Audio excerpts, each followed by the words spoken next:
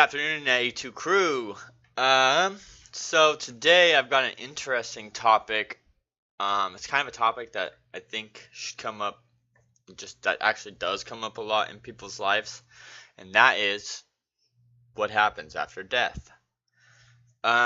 So today I'm going to be talking about.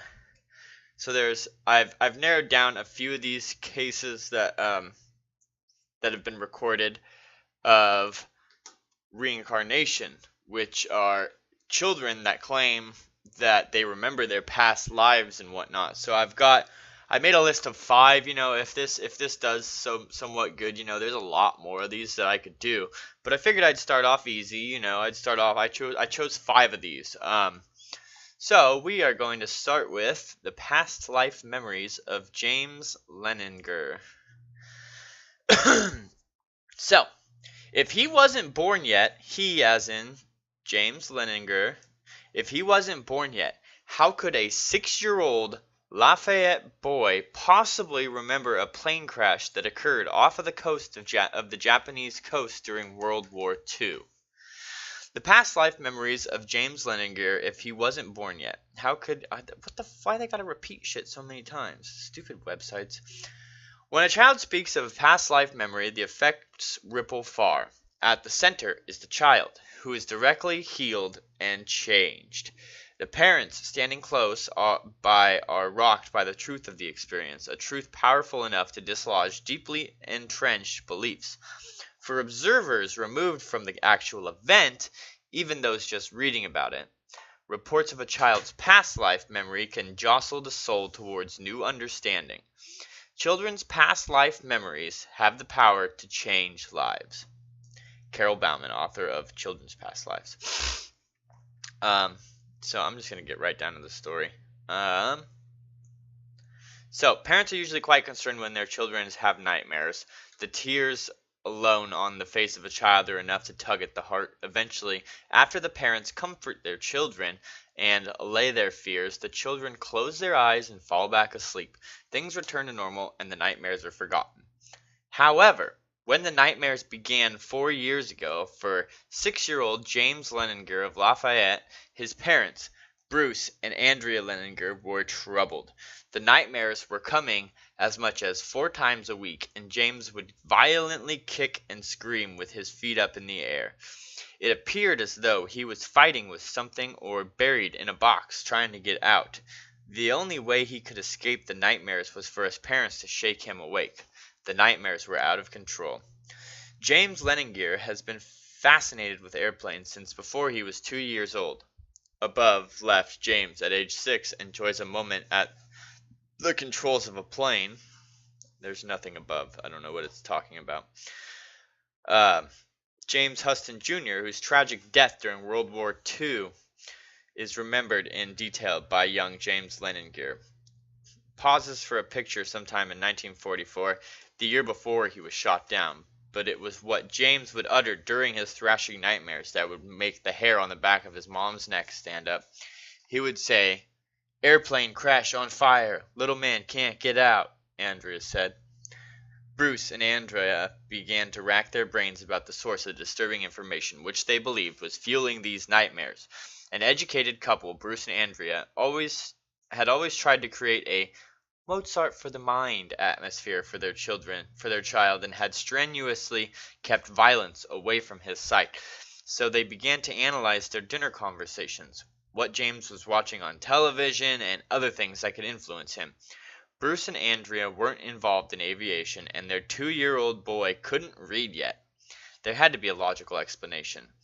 Looking for answers, Andrea began to seek help outside of their home. The nightmares weren't going away, and the Leiningers didn't know what they could do to stop them. The possible cures seemed few, and it even crossed Bruce's mind that an exorcism might be necessary if the nightmares didn't end.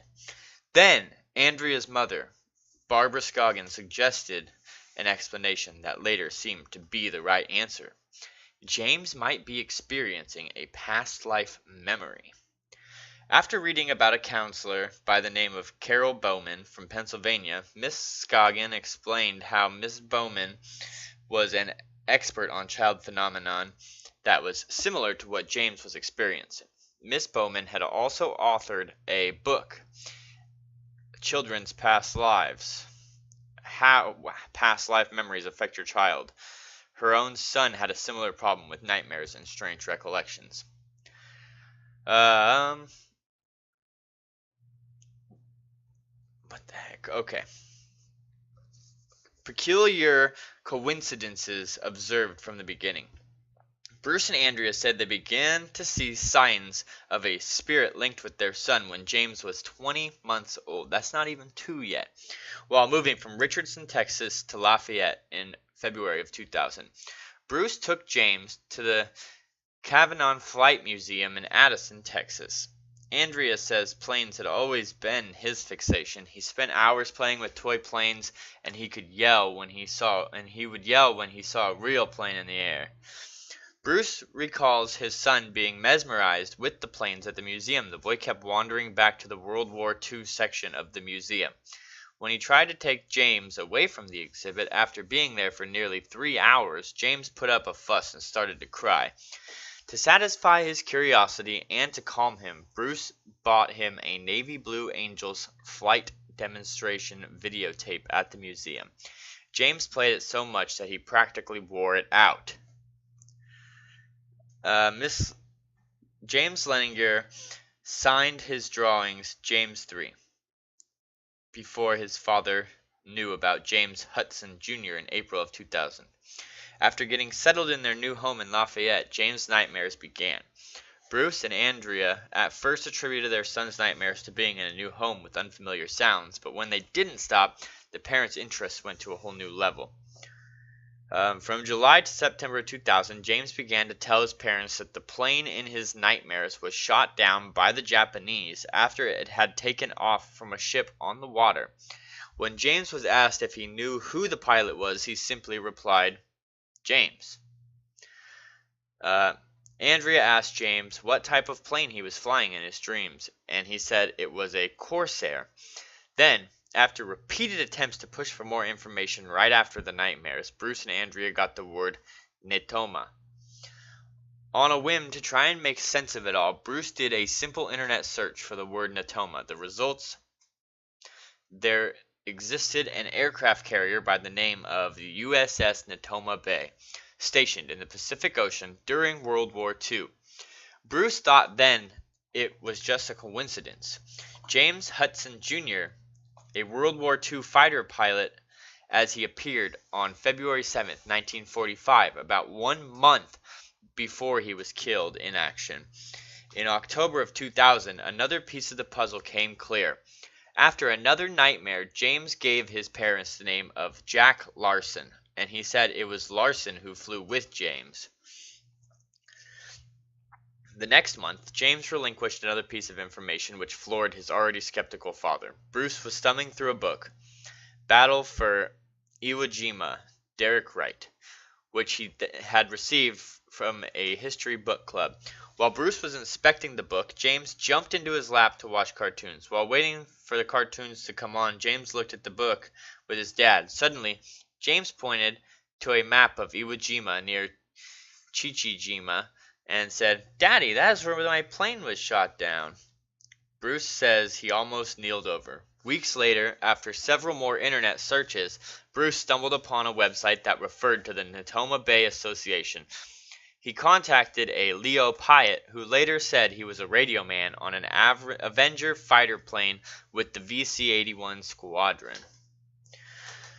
Bruce couldn't hold in the questions. He asked Pyatt if there were any Corsairs flown on the Netoma Bay. Pyatt said no, only Avengers and Wildcats. Bruce then asked if he had flown any missions near Iwo Jima, and Pyatt said he had been a part of 36 missions there. Finally came the real questions about the existence of Jack Larson. Pyatt said he knew Larson, but he never knew what happened to him.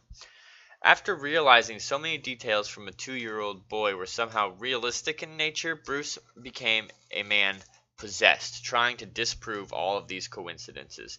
He began to track down military records from across the nation. His ultimate goal was to disprove these coincidences, and to end the silly idea once and for all that a supposed spirit was affecting his son. Consequently, he needed to find Jack Larson. Parts of the puzzle begin to come together. Bruce couldn't find anything on Jack Larson anywhere in military records after his son mentioned the name. He searched every list he could find from the U.S. National Archives on the men who died who were stationed on the Natoma Bay and all carriers during World War II. There were several Larsons and Larsons, one spelled with an E, one spelled with an O, who had died, but no Jack Larson of the Natoma Bay. He searched for more than a year with nothing to show for it. He almost gave up. The problem was, Bruce was looking for a dead man. After attending a Natoma Bay Association reunion in September of 2002, Bruce found out that Jack Larson was alive and well in Springdale, Arkansas. So this man was essentially looking for a man that had died, but in reality the man was still alive that he was looking for. But the reunion unearthed something far more important to his son's puzzling nightmares. After speaking with veterans from the carrier and their families, never mentioning the motivation of his son's unexplainable behavior, Bruce learned there were 21 men who were lost from the Natoma Bay. James Hudson Jr. was a fighter pilot in the Pacific Theater during World War II. Hudson posed, it tells that he's doing something, but there's no fucking pictures. The same aircraft that James Leininger mentioned, so it says that he was posing with a picture of the Corsair, the same aircraft that James Leininger mentioned by name during his earliest nightmares. The USS Natoma Bay is the carrier from which Hudson flew for some 5 months before he was shot down. The carrier lost 21 men during its campaign in the Pacific. One of the men was a Lieutenant James McCready Hudson Jr. from the VC-81 Fighter Squadron, who was shot down at the age of 21 on a special strike mission against shipping in Futamiko Harbor at Chichijima, according to declassified aircraft action reports. Hudson had volunteered for the mission, the last mission he would have flown before returning to the United States. He was the only pilot from the Natoma Bay who was shot down at Chichijima.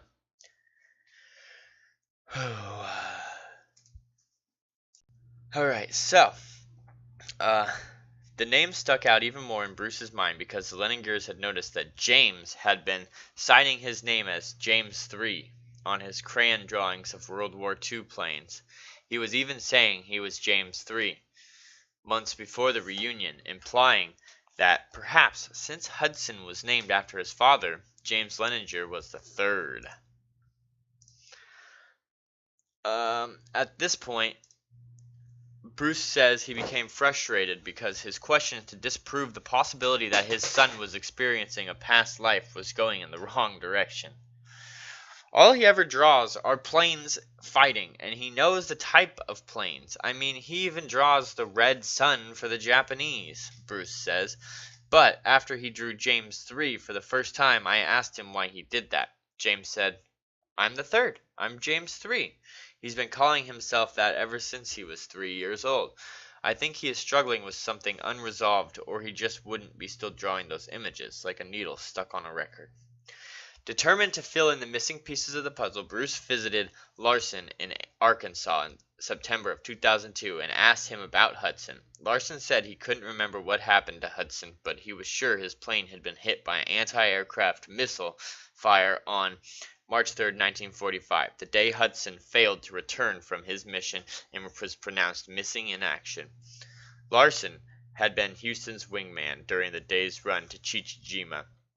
However, Bruce still had hope that all the talk about spirits was wrong. After vigorously checking into the squadron's aircraft action records, he found out that Hudson was shot down in a FM-2 Wildcat fighter plane, not a Corsair, and no one at the reunion mentioned anything about Corsairs taking off from the Natoma Bay. Bruce says that this apparent inaccuracy gave him hope that all of this was just a series of coincidences.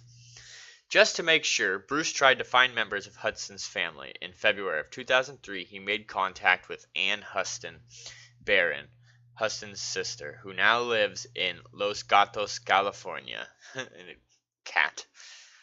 California. Though several phone conversations Though through several phone conversations, the Leiningers and Mrs. Barron became friends, and she agreed to send Bruce photos of her brother during his military service.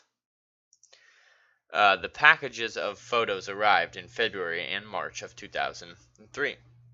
In one of the packages was a photo of Huston standing in front of a Corsair fighter plane, the same kind of plane James had mentioned over and over. According to Bruce, interviews with past servicemen and declassified U.S. military records, before Huston joined up with the Natoma Bay and VC-81, he was part of an elite special squadron, the VF-301 Devil's Disciples, from January of August to August of 1944. The elite squadron test flew Corsairs for carrier use, and only 20 pilots were selected for this assignment. However, the VF-301 squadron was disbanded after 8 months, and Huston was then transferred to VC-81 on October 8, 1944. When he learned this, Bruce says, all of his skepticism vanished. I don't have an answer for this, so I can't explain it either, Bruce says, through it all, there has been an element of faith. There could still be the coincidences of dreaming this all up, but there are odd factors you have to calculate. Lightning can strike once, but when it strikes 8 or 9 times, you can't say it's a coincidence. Bruce didn't tell Miss Barron about his son's supernatural history until later that fall, in October of 2003, when he finally told her about the possibility of her brother's spirit being a part of James. She says she was stunned at first and had to let it all sink in. Then, on October 15, 2003, Bruce and Andrea received a letter from her, along with several of Huston's personal effects, that not only said she felt James should have the belongings, but that she truly believed the story. This child couldn't know the things he does. He just couldn't. So I believe he is somehow a part of my brother, Mrs. Barron said. These are the things you read about. There must be a reason for it, but I have no hint of what it could be. It's some phenomenon that I don't understand. It all happened nearly 60 years ago. There must be a reason. Oh, the day James Hudson's plane went down, after discovering the Corsair connection was real, I'm just going to get into more of pulling up more records on the bomber squad and reading the military war diaries, Bruce then contacted the other VC-83 crew members, John Richardson, Bob Skelton, and Ralph Claiborne, and they all confirmed that not only had Huston's plane been shot down, but they saw it get hit in the engine, causing an explosion in front of the plane. It then crashed into Futamiko Harbor, the same place James pointed to in the history book with his father in November of 2000. Every detail of James' dreams have been verified to the Leiningers' satisfaction, whether through eyewitness accounts, personal interviews, or military records. Bruce and Andrea say they are absolutely convinced that Huston's spirit has touched James. They just can't figure out why or how exactly. If a soul reincarnates with unfinished business or dies a traumatic death, these memories are more likely to carry over into another life, says Miss Bowman, the author and expert on such metaphysical phenomenon. In James's case, he died a traumatic death as a young man. There was still so much emotion and energy that may have propelled these memories forward. As I see it, a part of James Huston's consciousness survived death and is a part of James Leininger's soul consciousness. The present incarnation is not a carbon copy of the last, but contains aspects of James Huston's personalities and experience. James continues to recall his past life memories, even today, but Bauman says children usually lose their abilities to remember past life memories by the age of 7. With time running out, what could be the final piece of the puzzle is the crash site itself. And if the cockpit were jammed shut, it would explain the first nightmares. But due to U.S. military regulations concerning downed aircraft in foreign waters, Bruce says diving on the site and disturbing the remains of the pilot would be prohibited. So that's one case. So this is the case of Shanti Devi. Shanti Devi is one of the best cases of children's past life memories to ever be recorded. It was investigated by a committee of prominent citizens appointed by Mahatma Gandhi, who accompanied Shanti Devi to the village of her past life recollections and recorded what they witnessed. This article is reprinted with permission from the March-April 1997 issue of Venture Inward magazine. People hear of many cases of reincarnation these days, but in the early 30s, information about a girl born in a little-known locality of Delhi who claimed to remember a past life was considered great news indeed. The girl at first was known only to the local people, but gradually news of her spread all over the country and finally all over the world. It was natural that the world should wonder about the authenticity of her story. Shanti Devi, born in 1926, was the subject of speculation all of her life. In 1985, questions were even raised about her existence in a special issue on reincarnation in a prominent weekly English journal of India. This dismayed me that someone would raise such doubts without conducting a proper study. In February 1986, had gone to Delhi to meet Ian Stevenson, the leading expert in reincarnation research from the University of Virginia. Dr. Stevenson had already investigated her case, so showed him the article a few days later, met Shanti, and spent about an hour and a half with her, later interviewed people connected with the case at Delhi, Mathura, and Japarand, including Shanti Devi's relatives in this life and from her past life as Lugdi Bai. I also examined the books and articles published on Shanti Devi from the time, besides several reports prepared on her by eminent scholars. This is her story. Okay, so on January 18th, 1902, Chatterbahig, I can't fucking read weird things like that, sorry guys, a resident of Mathura, was blessed with a daughter who was named Lugdi. When Lugdi reached the age of 10, she was married to Kedarnath Shaub, a shopkeeper of the same locality. It was the second marriage for Kedarnath, as his earlier wife had died. Kedarnath Shaub owned a cloth shop in Mathura and also a branch shop at Hardwar. Lugdi was very religious and had been to several pilgrimage places at the very young age. While on one pilgrimage, she was injured in her leg, for which she had to be treated both at Mathura and later at Agra.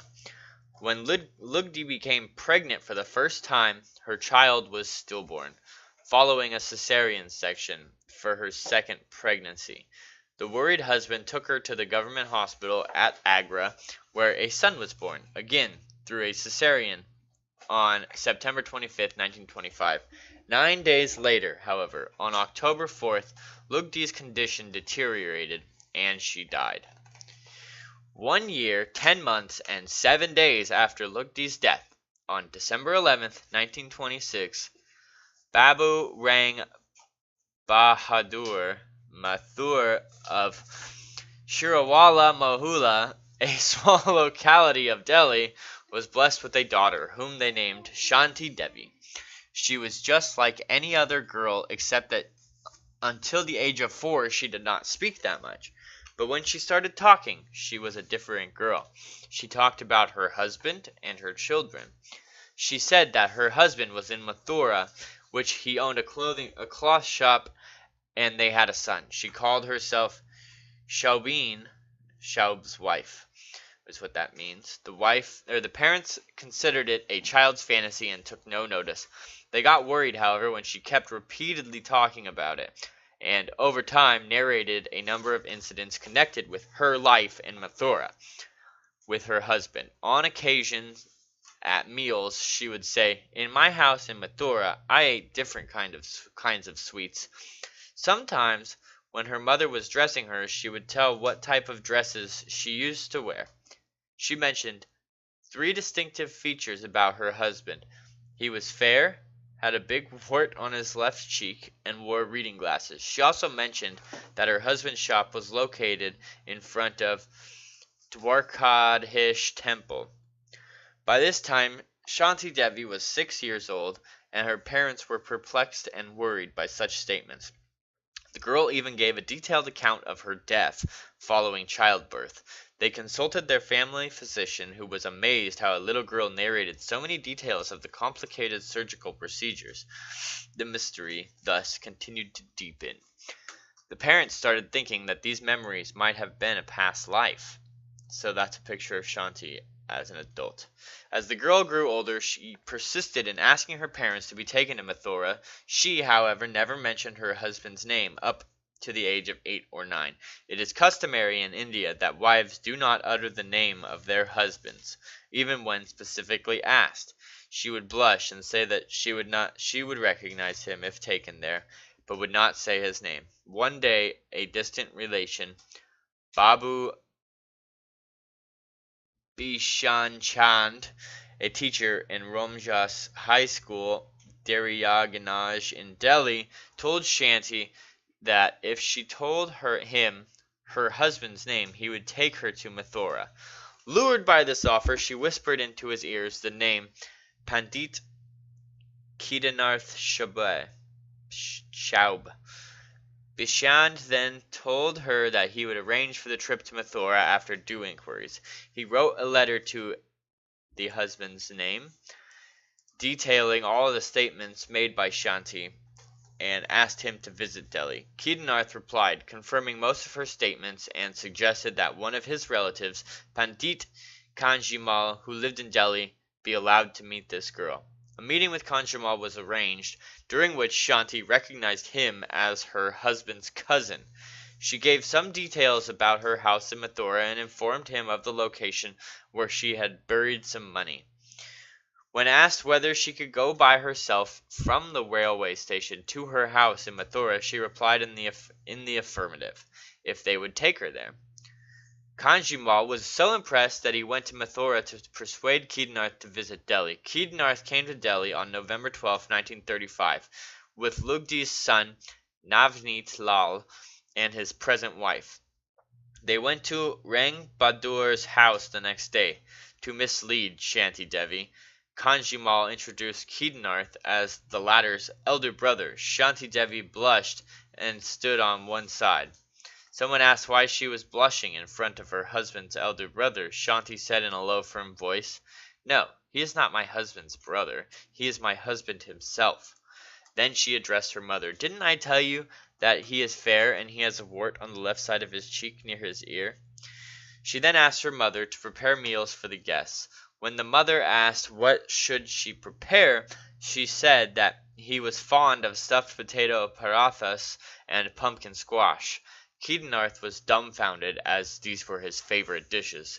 Then Kedarnath asked whether she could tell them anything unusual to establish full faith in her. Shanti replied, "Yes, there is a well in the courtyard of our house where I used to take my bath." Shanti was emotionally overwhelmed on seeing Navneet, the son in her previous life. Tears welled in her eyes when she hugged him. She asked her mother to bring all her toys and give them to Navneet, but she was too excited to wait for her mother to act and ran to bring them. Kedarnath asked her how she had recognized Navneet as her son, when she had seen him only once as an infant before she died. Shanti explained that her son was a part of her soul, and the soul is able to easily recognize this fact. So, I'm going to link all these down below. I'm not going to continue reading this one. If you guys want to read more into this, I mean, I've already covered enough in this case, because these articles are pretty long. I feel like I don't need to read everything to you guys, and if you guys want to do a little more back searching yourself, you guys can go ahead and do that. I will leave all of these links down below. So next we are going to be moving on to Cameron Macauley. Alright guys, sorry I was gone for about a half hour. It doesn't seem like I was, but we're having an estate sale right now. But so yeah, Cameron Macauley, the boy who lived before Reincarnation. Ever since he was 2 years old and first started talking, Cameron Macauley is told of his life on the island of Barra. Cameron lives with his mum, Norma, in Glasgow. Hell yeah, Scotland or Ireland. Scotland.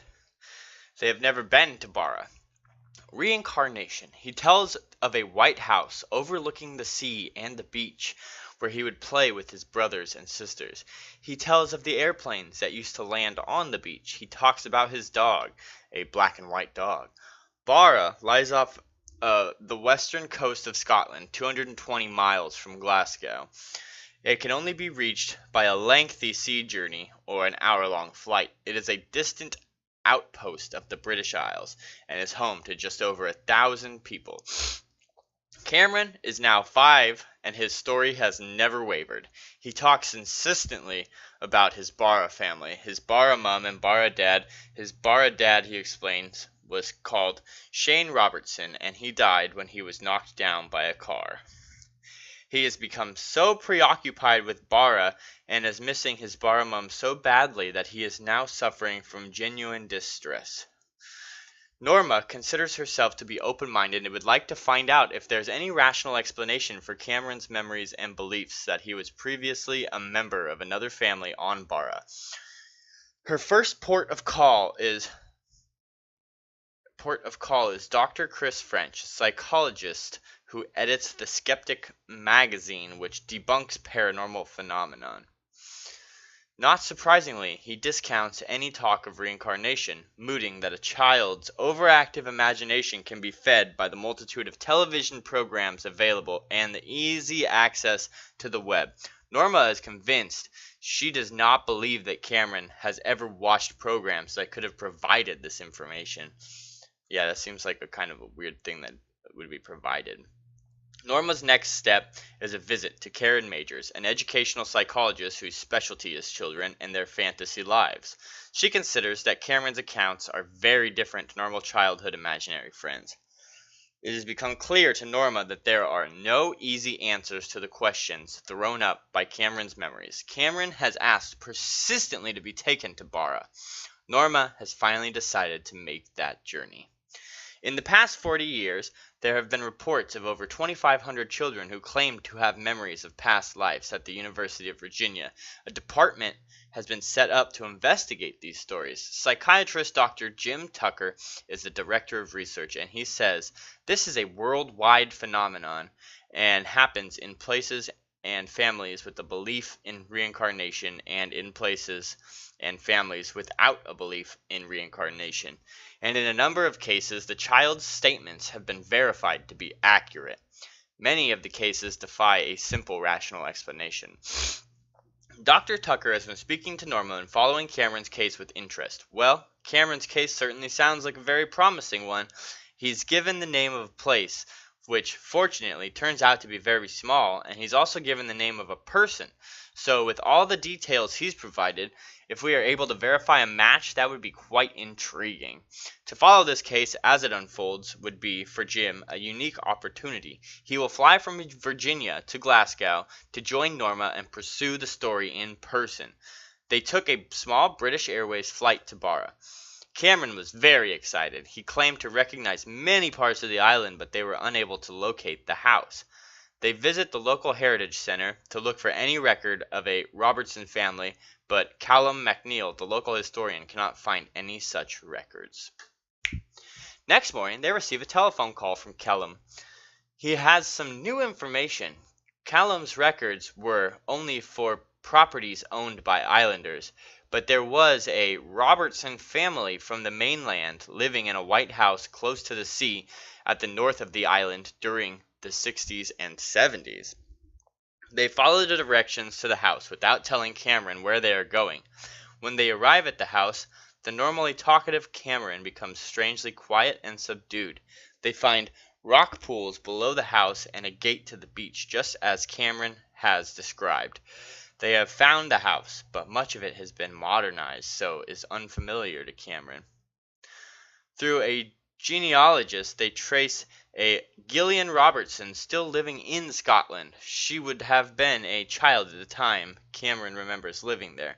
She confirms that there was a black and white border collie at the house, but says that there has never been a Shane Robertson or any deaths in her family.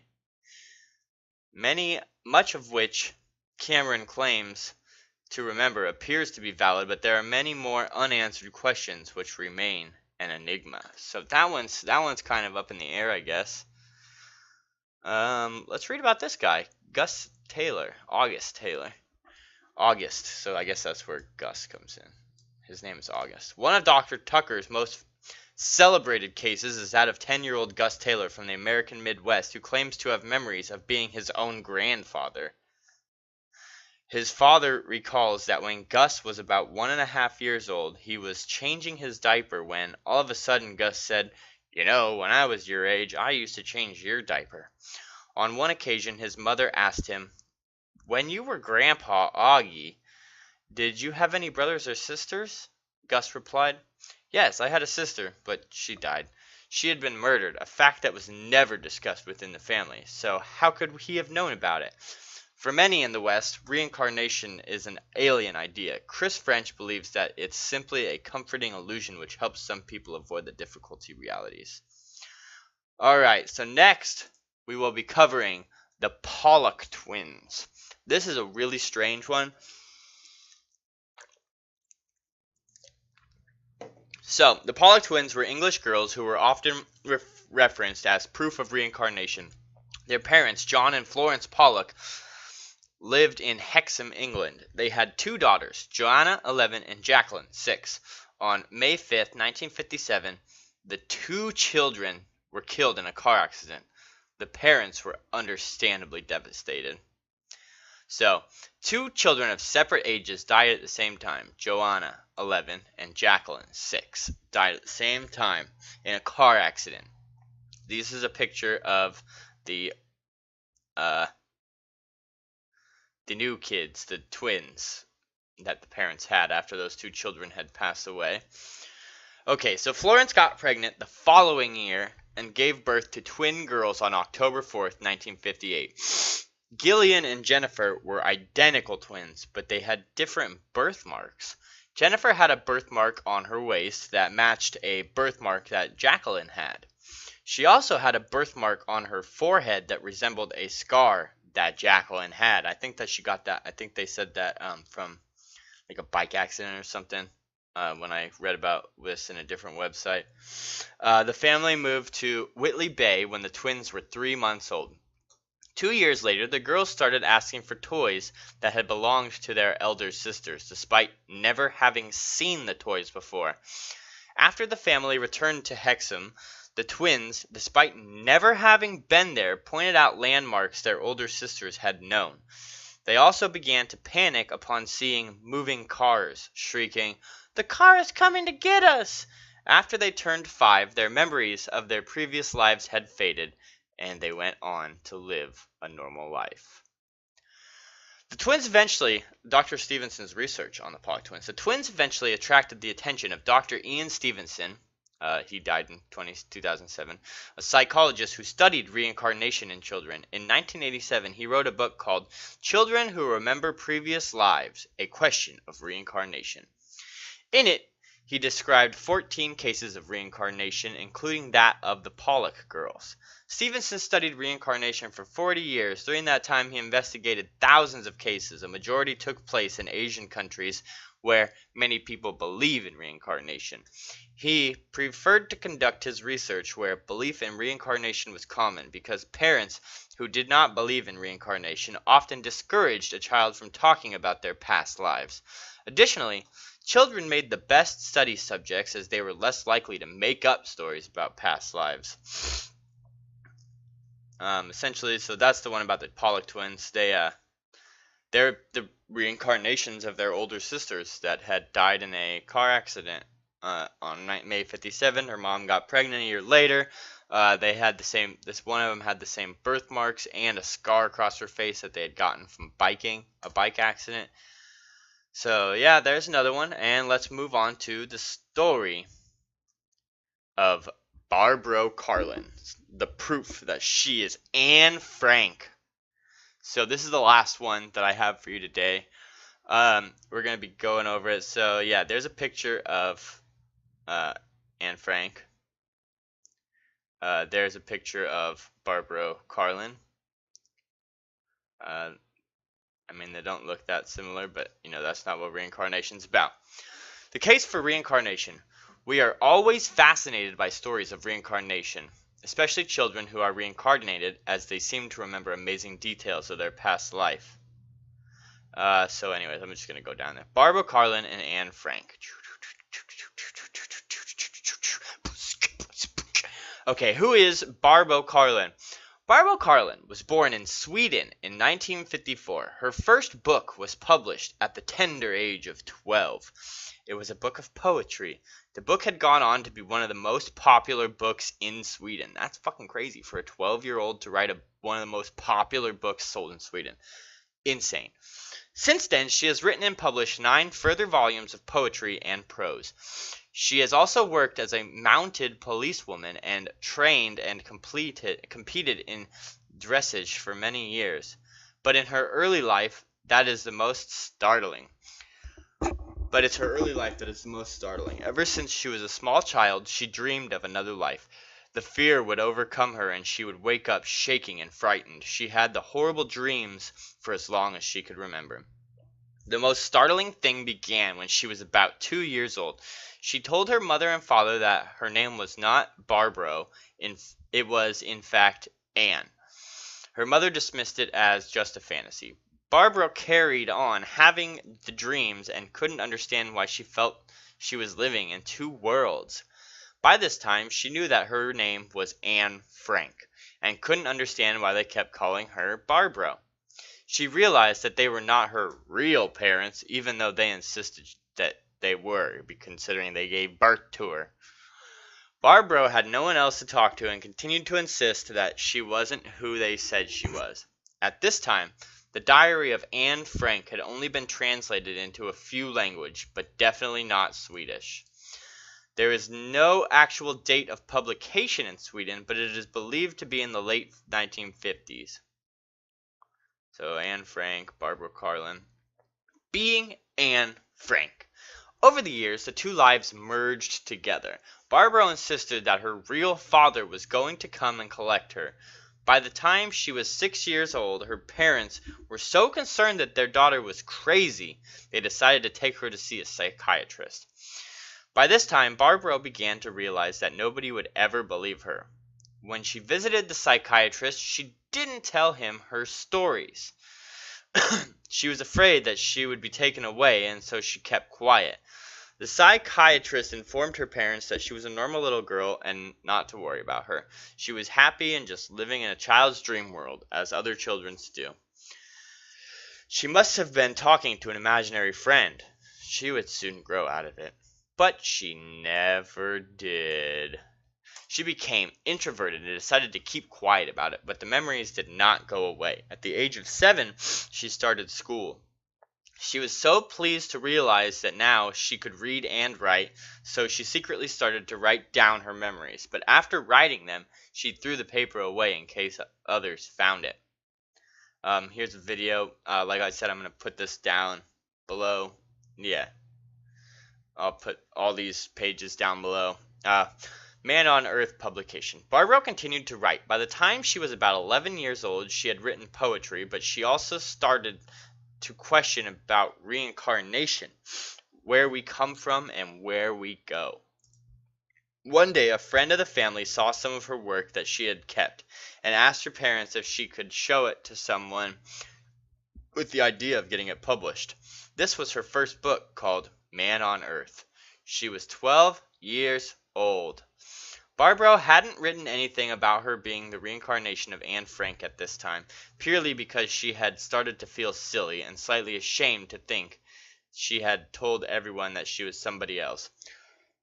The reason was that after she had started school, Barbro realized that Anne Frank was a real person. The book had been published in 1947, but was only then beginning to become popular. Barbro realized that it was no longer smart to go around saying that she had been Anne Frank. Here's a wooden bookcase that covered the hidden door to in Anne Frank's house where they were hiding. Here's Anne Frank's bedroom, kind of small. I guess it makes sense for the time. Do you believe that Barbro is the reincarnation of Anne Frank? I don't know. Overwhelmed by memories, at the age of 10, Barbara was taken on a trip to Europe by her parents. Soon they came to Amsterdam, and her parents decided to take in all the sights. And of course, one of those was the house of Anne Frank. After calling for a cab, Barbara suddenly turned around to them and said, "We don't need a cab. I know exactly where we are and how to get to the house." Her parents were startled and replied, "How do you know this? We've never been here before." But Barbara just turned to them and quietly replied, "Let me show you the way." Her her parents didn't know what to think, but they said, "Okay," and they started to walk to the house, crossing roads, turning corners, until Barbara said, "It's just around the next corner." And she was right. As they entered the house, Barbara was heard to say, "They have changed the steps outside." Her parents didn't know what to say, but as they entered the house, Barbara began to get a really horrible feeling. This was her dream. The atmosphere was clingy. She felt a tightness in her chest, total and undeniable fear. The dreams were suddenly real, and right in front of her, they entered the room where Anne Frank had lived. Barbara was terrified. Her hands were cold and clammy, and her mother believed that she was ill. She wanted to take her outside, but Barbara said no.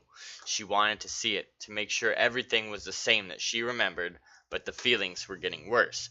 She noticed that Anne Frank's pictures were still on the wall, and she excitedly told her parents, "Look, the pictures are still there." But there were no pictures there. "What are you talking about?" her mother asked. "The pictures were there." "I know they were," Barbara replied. So her mother walked over to one of the men who worked there and asked if there had been pictures on the wall. The man replied, "Yes, they had them taken down because people were taking them." That's fucked up. Then her mother realized that it was real. Everything Barbara had said was true.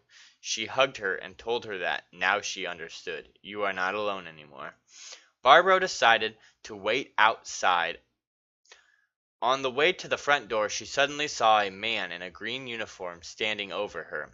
She cried and ran, only to fall over the step. When she turned around, he was gone. In fact, he had never been there in the first place. It was just a flashback. Barbara's mother went on to become a spiritual churchgoer. Her father dismissed it, all purely because he didn't want anything to shake his safe world. So here's another thing, evidence of reincarnation. Anne Frank / Barbro skip to 5 minutes. I don't want to do that. So Anne Frank's house. There's Anne Frank, the story of Anne Frank. Let's see. So we all know the story of So the most compelling, oh, here we go, Buddy Elias proof. The most compelling proof has to be the fact that Barbro has actually met and talked to Anne Frank's cousin, Buddy Elias. Buddy is an actor who has starred in The Love Boat, Crime Scene, and The Magic Mountain. He is also the last living relative of Anne Frank. He had heard about Barbro through her publisher, even though at the time she hadn't written her story. Buddy was intrigued and asked to meet her, even though he didn't believe in reincarnation, but he was curious to see who this woman was, going around telling everybody that she was in fact Anne Frank. He invited her to dinner. As Barbro knocked on the door, Buddy came out, and they looked at each other. They fell into each other's arms. They both cried. Sorry, hold on. Somebody's driving a little thing through my fucking backyard. Alright, where was I? Sorry, some random person was driving their fucking ATV through my yard. Douchebags. They both cried. They sat for 2 hours and talked, and she realized that Buddy was the president of Anne Frank's foundation. This put him in a very vulnerable position. He wasn't sure how the other members would react to the story. When the newspaper asked him, "Do you believe that Barbro is the reincarnation of Anne Frank?" he answered, "Yes." Since then, Buddy has been hounded by the press to such an extent that he has now backed away from interviews, but keeps in touch with Barbro once a week, and she stays with him when she visits Switzerland. Thoughts. The more I research these incarnation cases, the more I believe they are true. Unless Barbro's mother or father got their hands on a copy of Anne Frank's diary and read the whole book to her before the age of 2 years old, there cannot be another explanation. Unless, of course, it was shown on TV. But back then, TV stations were still in their early days of broadcasting. Even so, would a small child of 2 years old really take in all that information? I doubt it. So do I believe her? Yes, I do. So, yeah, like I said, I'm going to leave the links to all these down below. Personally, I don't fucking know what to think, because, I don't really believe in heaven and all that. I don't like to get religious and whatnot. But, I don't believe in, like, heaven and hell. But I also don't believe that we just die and cease to exist forever and ever. We gotta go somewhere. Our consciousness has to go somewhere. Whether it takes 40, 50 years to be reinserted into somebody else's life. I've heard these reincarnation stories where this one lady was saying something about she died and then she went up to God and fucking she got pushed back down by God or some shit. Who am I to say God doesn't exist? But where's the proof? I can't say. Holy shit, my face is fucking glowing. Who am I to say anything? I'm just some dumbass on the internet fucking researching shit, I really like to read about a lot of weird things, especially things like this. I'd like to try and make sense of life, and whether that be paranormal experiences or alien contact or, what happens when we die. I just love information, and I hate being lied to. As you obviously can tell from some of the videos that I've made, I hate being lied to. And if you lie to me, I'm gonna fucking call you out, I'm not some little piss ass little person that's just gonna sit on the sidelines and let you fucking lie to everybody else. So, I like to do my research. I like to talk about the shit I research. Welcome to the fucking channel. Subscribe for more. Please like, comment, fucking whatever. I don't give a shit. Well, I do give a shit. Please subscribe. Other than that, I love you, crew. Have a wonderful day. And please subscribe. Take it easy.